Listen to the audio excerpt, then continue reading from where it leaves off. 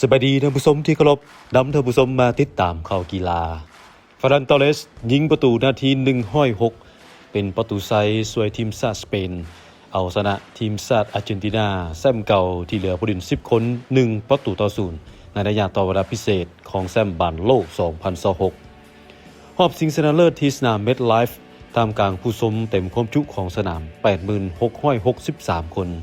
ทีมชาติสเปนและแอสปายเข้าชิงเป็นครั้งที่2ในรอบ16ปีรุ่นแชมป์สมัยที่2ดวลกับทีมชาติอาร์เจนตินาหรืออาร์เซนตินแชมป์เก่าที่หวังสร้างประวัติศาสตร์เป็นทีมที่3สามารถป้องกันแชมป์ได้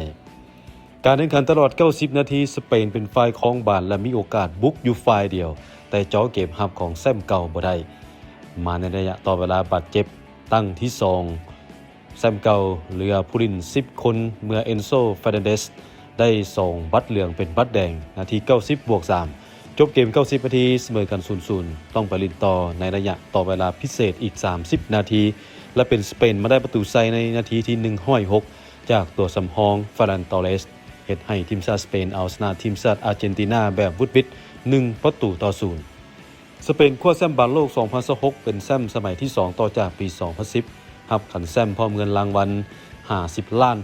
สหรัฐขณะที่อาร์เจนตินาฮองแชมป์ได้รับเงินรางวัล$33 ล้าน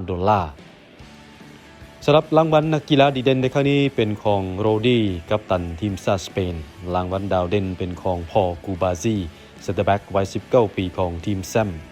รางวัลผู้รักษาประตูดีเด่นได้แก่อูไนซีมอนของสเปน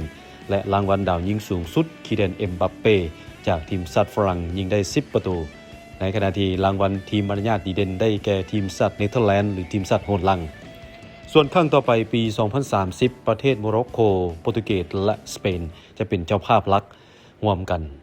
ส่วนอีก3ชาติจากอเมริกาใต้เช่นอุรุกวัยอาร์เจนตินาและปารากวัยจะเป็นเจ้าภาพนัดพิเศษเพื่อเฉลิมฉลองบอลโลกครบรอบ100ปี